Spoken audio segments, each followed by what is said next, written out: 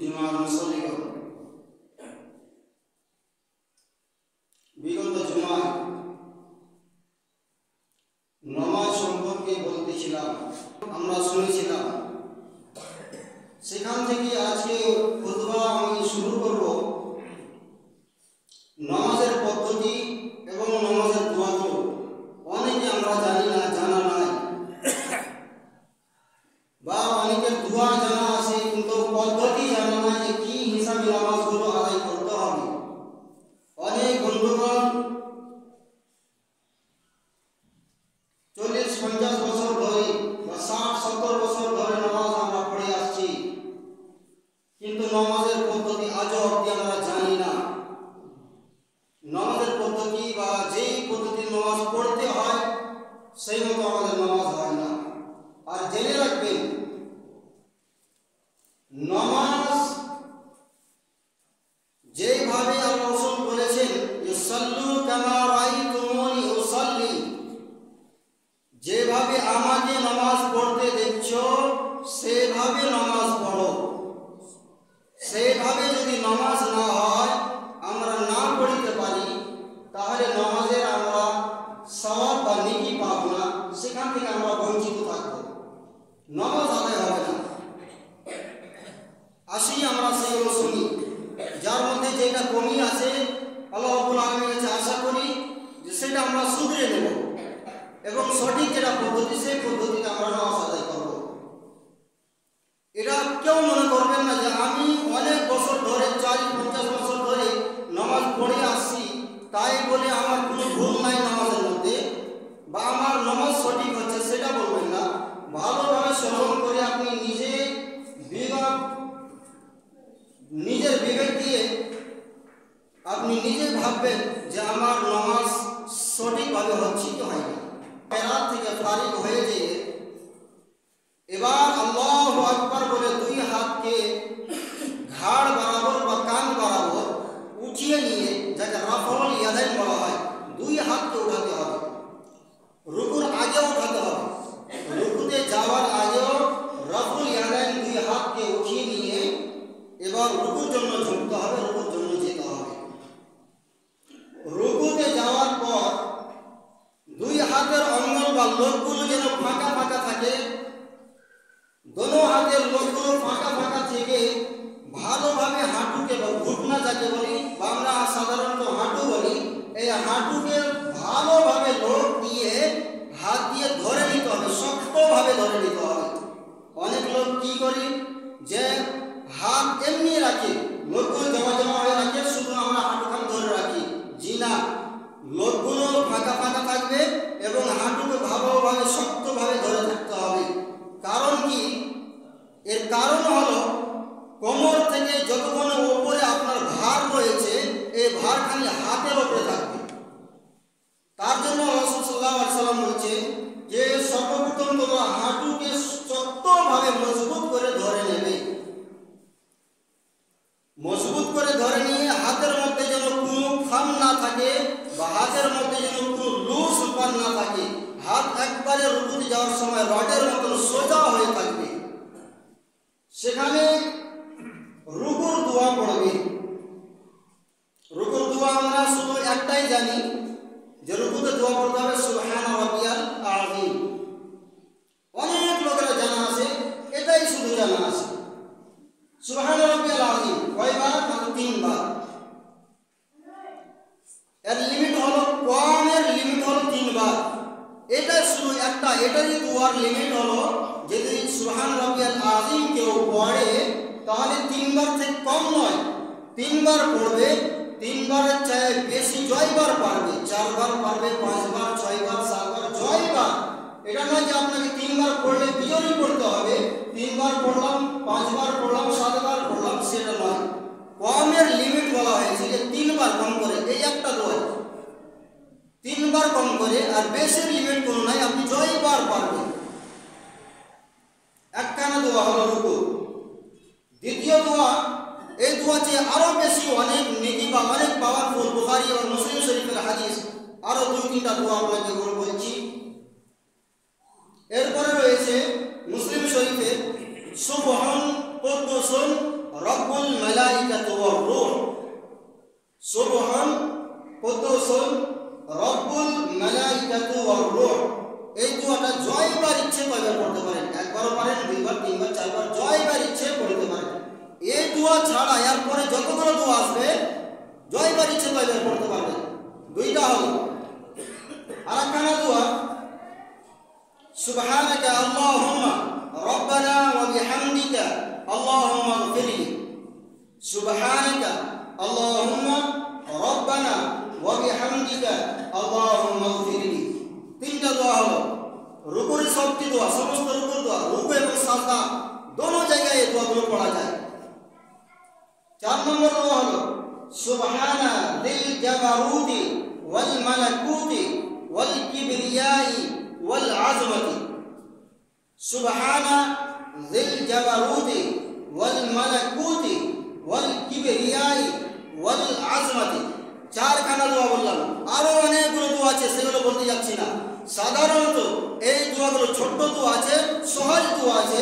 একবার দুইবার যদি কারো আপনি শুনে নেন তাহলে ইয়াদ হয়ে যাবে, মুখস্থ হয়ে যাবে। তাহলে শুধু একটা দোয়া সারা জীবন পড়ে আসছেন, সুবহান রাব্বিয়াল আযীম, সুবহান রাব্বিয়াল আযীম, সুবহান রাব্বিয়াল আযীম। আরো অনেকগুলো দোয়া আছে, অনেকগুলো দোয়া, সেগুলো পড়েন। নিষেধ নাই একখানা দোয়া পড়লে কি নামাজ হবে না? হবে। তবে আরো অনেকগুলো দোয়া আছে, সেই দোয়াগুলো শিখার চেষ্টা করতে হবে এবং পড়তে হবে। এখানে কিছু কথা, যে সুবহান রাব্বিয়াল আযীম আমি প্রথম রুকুতে গেলাম 3 বার বললাম, আবার আরেকবার রুকুতে যাব, সেটা কি দোয়া পড়তে হবে না আরো অন্য অন্য দোয়াগুলো পড়তে পারি? একই নামাজে কি একই রকমের দোয়া পড়তে হবে রুকুতে, কি আরো অন্য অন্য দোয়াগুলো আমি পড়তে পারি? জি, আপনার ইচ্ছে।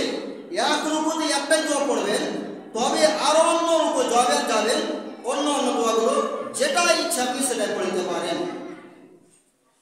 এটা নয় যে সুবহান রাব্বিয়াল আযীম 3 বার পড়লেন তো আরো অন্য দোয়াগুলো আপনি 3 বারই পড়তে হবে, সেটা নয়। একবারও চলবে, 2 বার, 3 বার, 4 বার, জয়বার ইচ্ছা আপনি পড়তে পারেন। এবার রুকু করা হয়ে গেল, রুকুর দোয়া পড়া হয়ে গেল। রুকুর দোয়া পড়া হয়ে যাওয়ার পর আবার 2 হাতকে উঠাতে হবে, রাফউল ইয়াদাইন করতে হবে। জেনে রাখবেন রুকুতে যাওয়ার আগেও হাত উঠাতে হবে, রুকুর থেকে ওঠার পরেও হাত উঠাতে হবে। সামি আল্লাহু লিমান হামিদা বলে 2 হাতকে কাঁধ বরাবর বা কান বরাবর উঠিয়ে নিয়ে হাত ছেড়ে দেবেন। রুকু থেকে উঠিয়ে দিয়ে পর সোজা ভাবে ভালোভাবে দাঁড় হতে হবে। এমন নয় যে সামি আল্লাহু লিমান হামিদা বলে আধখানি ঘাটা দিয়ে এখনো আছে, ফেসাল দাইতে লাগলাম।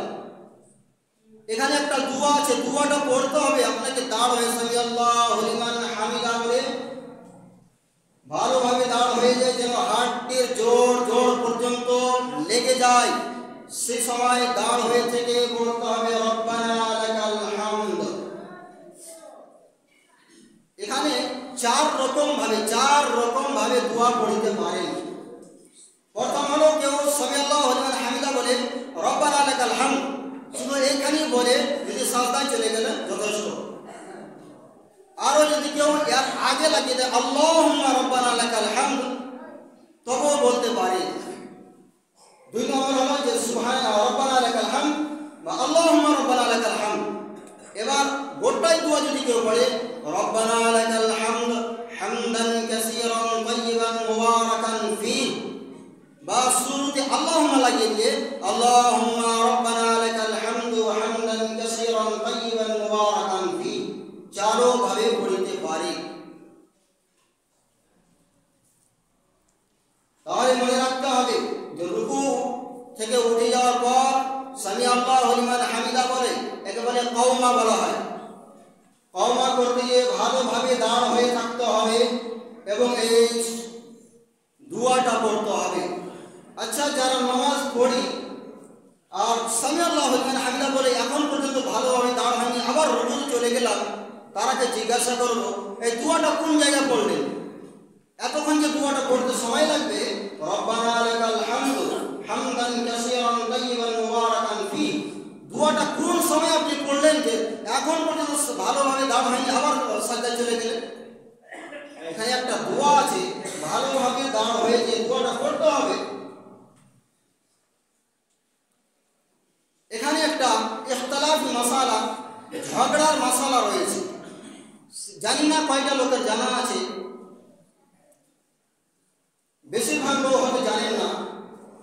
সেটা হলো যে আমরা সামি আল্লাহু লিমান হামিদা বলে হাত ছেড়ে দিই, কিন্তু আমরা দেখেছি সৌদি থেকে বা আরব কান্ট্রি যতগুলো মেহমান বা শাইখরা এসেছেন, আমরা জামিয়াতুল ইমাম বুখারীতে দেখেছি বা অন্য অন্য জায়গায়, বাইরের দেশের লোকেরাকে আপনি দেখবেন কাবা শরীফের ইমামের যদি ভিডিও দেখেন, তাহলে সামি আল্লাহু লিমান হামিদা বলে হাত না ছেড়ে সে আবার কি করবে, হাত বেঁধে নেবে।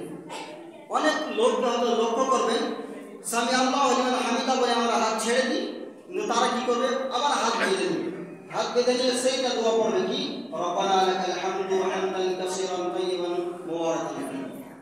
তো এটা কি সঠিক বাঁধা যায়? এই মর্মে কোনো হাদিস প্রমাণ নাই যে আপনি হাত খোলা রাখবেন না বেঁধে রাখবেন। রুকুর পরে যে মানুষ হাত ছেড়ে দেবে না বেঁধে দিবে, কোনো রকম হাদিস নেই। আপনি ছেড়ে তো দিতে পারেন আর বাঁধতেও পারেন। কেউ যদি রুকুর সময় আল্লাহু আকবার হামদা বলে হাত বেঁধে নিয়ে দোয়া পড়ে রব্বানা লাকাল হামদু হামদান কাসীরান তাইয়িবান মুবারাকান ফি, তাহলে পড়িতে পারে, বাঁধতে পারে, কারণ নিষেধ নাই আর বলাও হয়নি যে রুকুর পর আপনি হাত ছেড়ে দেবেন না বেঁধে রাখবেন। অনেক উলামাগণ বলেছেন যেহেতু রুকুর পর আমরা দাঁড় হয়ে থাকি, আর যখন আমরা বাইত বাণী পড়ি বা সূরা ফাতিহা আর অন্য কেরাত পড়ি, দাঁড় হয়ে থেকে হাত বেঁধে থাকি বুকে, সেখান থেকে তিনারাও বলেছেন এখানে তো দাঁড় হয়ে থাকতে হচ্ছে, তাই হাতকে বেঁধে নেবে। তাহলে আপনাকে দুইটাই ছোট দেওয়া রয়েছে, আপনি বাঁধতে পারেন আর ছেড়েও দিতে পারেন। এটা এই জন্য বললাম যে এরপরে যদি কেউ বলে তাহলে বলবেন হ্যাঁ দেখো লইয়া কথা, নতুন কথা বের করে দিল যে রুকুর পরে আবার হাত বাঁধতে হবে। এটা নতুন কথা নয়, হাদিসে প্রমাণ নাই যে ছেড়ে দেবেন না বেঁধে রাখবেন। তার আপনার ইচ্ছে, আপনি ছেড়ে দিতে পারেন বা আপনি বেঁধে রাখতে পারেন। এবার সামি আল্লাহু লিমান হামিদা বলে রুকুর দোয়া পড়ে নিয়ে সাজদাতে যেতে হবে। সাজদাতে যাওয়ার সময় আগে হাতকে রাখতে হবে জমিনে। সাজদাতে যাওয়ার সময় আগে হাতকে জমিনে রাখতে হবে। অনেকজন হাঁটুতে হাত রেখে দিয়ে হাঁটু আগে রাখি, সেটা ভুল। সেই মতো কোনো সঠিক হাদিস প্রমাণ নাই যে আপনি আগে হাঁটু রাখবেন, আগে হাত রাখতে হবে আপনাকে। সাজদায় যাওয়ার সময় যে মাটিতে আমরা সাজদায় দেব, তো সেখানে আগে হাত পাড়তে হবে মাটিতে, হাত পেড়ে দিয়ে তারপরে হাঁটু পেড়ে দিয়ে সাজদাতে যেতে হবে। সাজদায় যাওয়ার সময় হাত কোন জায়গায় রাখবো আমরা? সাজদায় যাব এবং যাওয়ার সময় তো হাত রাখতে হবে, একটা কোনো জায়গা হওয়া চাই।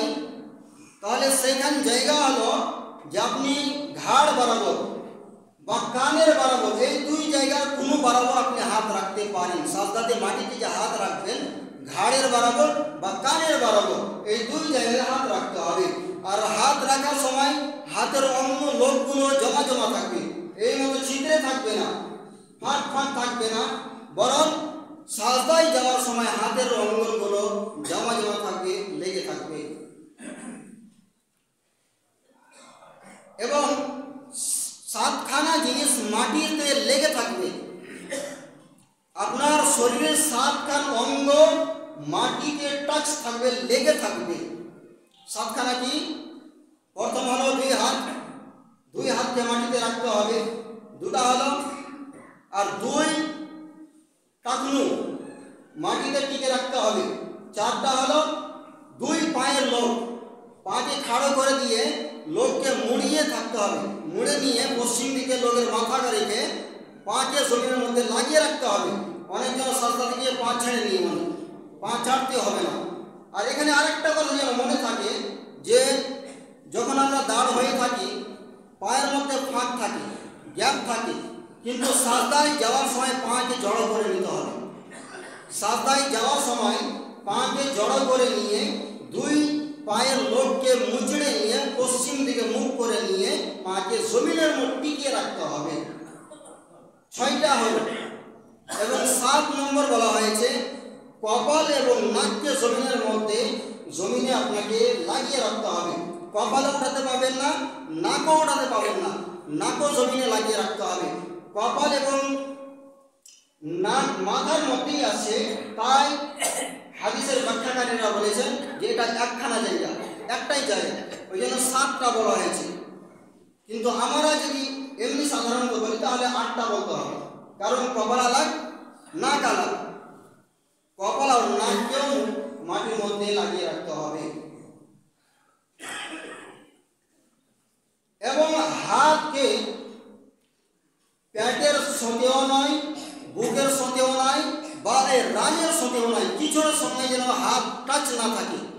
কাহিনীটা আপনাকে পেড়ে দিতে হবে না, জমিনের মধ্যেও পারতে হবে না, আর পেটের সঙ্গে লাগিয়ে রাখতে হবে না, পিঠের সঙ্গে লাগিয়ে রাখতে হবে না, আর রানের সঙ্গে লাগিয়ে রাখতে হবে না, বরং হাতকে আলাদা রাখতে হবে।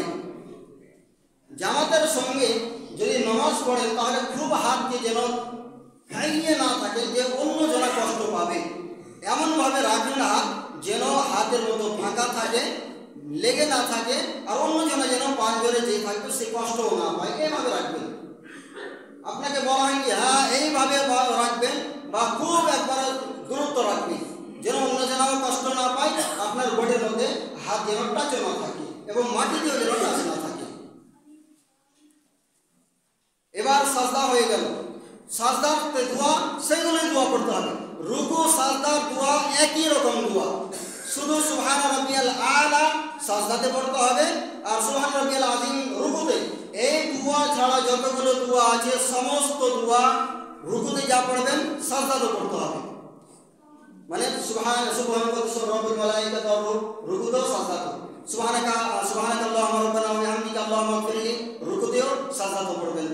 সুবহানাল্লাহিল জাবারুতি ওয়াল মালাকুতি ওয়াল কিবরিয়াই ওয়াল আযমাতি, এটা সেখানে রুকুতে পড়বেন, সাজদাতে পড়বেন। সাজদা করে নেওয়ার পর সাজদা থেকে উঠিয়ে আল্লাহু আকবার বলে আবার সাজদা থেকে উঠে ভালোভাবে বসে যেতে হবে। এ সময় বসার সময় বাঁ পাকে পিছিয়ে দিয়ে ডান পাকে খাড়ো করে রেখে পায়ের লোকগুলো যেন পশ্চিমে মোড়া থাকে, বাম পায়ের ওপর বসে যেতে হবে।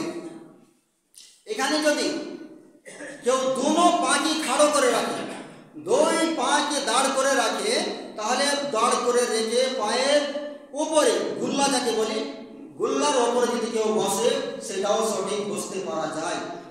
দুই পাকে খাড়ো করে দিয়ে দোনো পায়ের গুল্লার ওপরে কেউ যদি বসে সেটাও সঠিক, সেটাও বসা যায়। এবং সেই জায়গায় দোয়া পড়বে আল্লাহুম্মা গফিরলি ওয়ারহামনি ওয়াহদিনি ওয়াআফিনি ওয়ারযুকনি।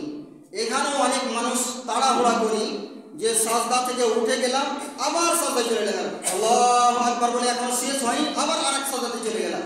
তাহলে এখানেও একটা দোয়া আছে, দোয়াটা তো আপনাকে পড়তে হবে। দোয়াটা কখন পড়লেন? তাহলে একটু দেরি করতে হবে। আল্লাহ সাল্লাল্লাহু আলাইহি ওয়াসাল্লাম অনেকগুলো হাদিসে বলেছেন যে তোমার সাজদা যতক্ষণ লেট করো, রুকু ততক্ষণ লেট করতে হবে, রুকু থেকে ওঠার পর ততক্ষণ লেট করতে হবে, সাজদা থেকে ওঠার পর ততক্ষণ লেট করতে হবে। মানে সমান সমান ভাবে, মানে দোয়াগুলো যেন পড়িতে পারা যায় ততক্ষণ লেট করতে হবে।